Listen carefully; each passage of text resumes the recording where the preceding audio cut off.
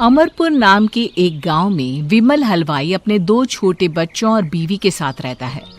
विमल की पत्नी ज्योति भूत प्रेत जादू टोने में बहुत माना करती थी। इसका बिल्कुल विपरीत विमल इन चीजों को दकियानुसी माना करता था। रोज की तरह विमल अपने मिठाई की दुकान जाने के लिए निकलने की हड़बड़ी में होता है। मैं निकलता हूँ ज्योति, देरी हो जाएगी, दुकान भी खोलनी है मुझे। अजी ध्यान से, आज अमावस्या है। रास्ते में कोई कपड़ा या कुछ भी गिरा हो तो उसे लांग मत दीजिएगा, बगल से चले जाइएगा। अरे ऐसे तो तुम मुझे पागल ही कर दोगी क्या? हाँ, मैं नीचे देख कर चलूं कि सामने से कोई गाड़ी घोड़ा आकर मेरे ऊपर से चला जाए? दोनों हालत में तो मेरी ही मौत है। अरे क्यों सुबह सुबह इतनी अपसुगनी बातें कह रहे हो जी? मेरे गांव में तो ऐसा आंखों के सामने होता हुआ देखा है मैंने, इसीलिए कहती हूँ। वरना मुझे क्या, पड़ोसी को तो नहीं कहना चाहती मैं, पति हैं आप मेरे, इसलिए बोल रही हूँ। विमल अपनी मिठाई की दुकान चला जाता है। दुकान पर पहले से ही ग्राहकों की लंबी लाइन लगी हुई थी। ये लो, वहाँ ज्योति अमावस्या को लेकर परेशान है और आज तो हमेशा से ज्यादा ही लंबी लाइन लगी पड़ी है। अच्छी खासी बिक्री होगी आज। विमल दुकान खोलता है। एक के बाद एक ग्राहक उसकी दुकान पर मिठाई ले रहे होते हैं। तभी गांव की एक बूढ़ी औरत विमल से कहती है, जिस तेजी से बिक्री हो रही है, कहीं किसी की नजर ना लग जाए, नींबू मिर्ची टांग ले। अरे क्या चाची तुम भी, ये सब नजर बजर कुछ नहीं होता है। कैसे लोग हैं मेरे आसपास। अपनी दुकान से शाम को विमल हंसते कूदते वापस घर आता है। हाँ, आज तो अच्छी खासी बिक्री हुई है। 1 महीने में जितनी बिक्री होती है, एक ही दिन में आज उतने पैसे कमा लिए मैंने। ये तो बहुत अच्छा हुआ जी, आज ही घर की नजर उतारी है मैंने। बिक्री तो अच्छी होनी ही थी। अच्छा, तुम खाना लगा दो, सारा माल बिक चुका है। मुझे शहर जाना होगा, कुछ चीजों की जरूरत पड़ेगी। रात भर मिठाई बनाऊंगा, तब जाकर कल सुबह दुकान खोल पाऊंगा। खाना खाकर विमल शहर जाने के लिए निकल पड़ता है। सुनिए जी, ध्यान से जाइएगा। चौरस्ते पर किसी जादू टोने की चीज पर पैर मत रख दीजिएगा। हे भगवान, हद हो गई ज्योति, ये तो मैं जा रहा हूं। विमल गुस्से से शहर जाने निकल पड़ता है।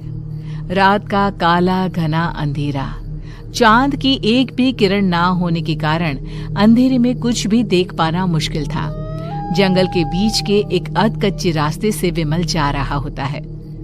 चारों तरफ गुफ अंधेरा और सन्नाटा सुनाई दे रहा था, और सुनाई दे रही थी विमल के पैर के नीचे आ रहे सूखे पत्तों की आवाजें। तभी अचानक दूर से उसे कुछ आवाजें सुनाई देती है।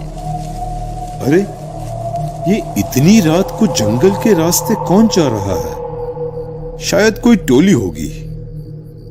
राम नाम सत्य है, राम नाम सत्य है, राम नाम सत्य है, राम नाम सत्य है। धीरे धीरे आवाज कुछ कुछ सुनाई पड़ती है। आवाज धीरे धीरे और नजदीक आती सी लगती है। विमल देखता है कि उसके सामने से सजी धजी सफेद कपड़े में लिपटी एक अर्थी निकल रही है, जिसके साथ 5 लोग ही थे। 4 आदमियों ने उसे कंधा दिया हुआ था।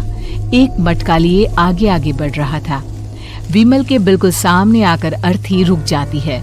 उसमें से एक आदमी विमल से कहता है, अरे भाई, जरा अर्थी को कंधा लगाना, मैं बहुत थक गया हूँ, बड़ी मेहरबानी होगी। हाँ भाई, कंधा तो मैं लगा दूं, पर रात को 12 बजे ये शव यात्रा, इस समय कौन अर्थी ले जाता है? तभी विमल को ऐसा लगता है कि शव में से आवाज आई। ये आवाज। मजबूरी है भाई, आप कंधा दीजिए, मैं रास्ते में सब बताता हूँ आपको। विमल अर्थी को कंधा दिए चल रहा होता है कि उसे ऐसा लगता है कि हाथ में मटका लिए जो आदमी शव के आगे चल रहा है, उसके पैर उल्टे हैं। क्या हुआ भाई, हकला क्यों रहे हो? वो आपके साथी के पैर उल्टे। विमल अपनी बात पूरी भी नहीं कर पाता कि वो देखता है कि उस आदमी के पैर तो सीधे ही है। अरे नहीं नहीं, कुछ नहीं, मुझे शायद वहम हुआ होगा। धीरे धीरे सब आगे बढ़ रहे होते हैं। तब विमल को अचानक लगता है मटके में से एक हाथ बाहर आ रहा है। विमल घबरा जाता है। इसके पहले वो कुछ बोल पाता, कल्लू कहता है, मेरा नाम कल्लू है। हम 6 दोस्त थे, जिसमें से एक को तो तुम सोया हुआ देख रहे हो। इतनी पक्की दोस्ती थी कि जैसे हम सब सगे भाई हैं। पर किस्मत का कोई क्या कर सकता है। आज से 4 साल पहले एक नदी में हम सब नहाने गए थे, जिसमें डूबकर राजेश की मौत हो गई। किसी मजबूरी के कारण हमें उसकी अर्थी को रात को ही शमशान घाट ले जाना पड़ा। हम 5 उसे ले जा रहे थे। 4 साल पहले आप 5 में मैं कुछ समझा नहीं। मंकू अपनी गर्दन पीछे घुमाकर अपनी आंखें बड़ी बड़ी कर विमल से कहता है, अरे भाई, पूरी कहानी खत्म होने दो, फिर बीच में बोल लेना, ठीक है? तभी रास्ते में एक हादसे में अपने दोस्त के साथ हम सभी मर गए। वो सामने देखो, हमारा दोस्त। विमल सामने देखता है। उसे दिखता है कि एक ऐसा आदमी जिसका शरीर कई जन्मों से पानी के अंदर रहने के कारण सफेद पड़ गया है।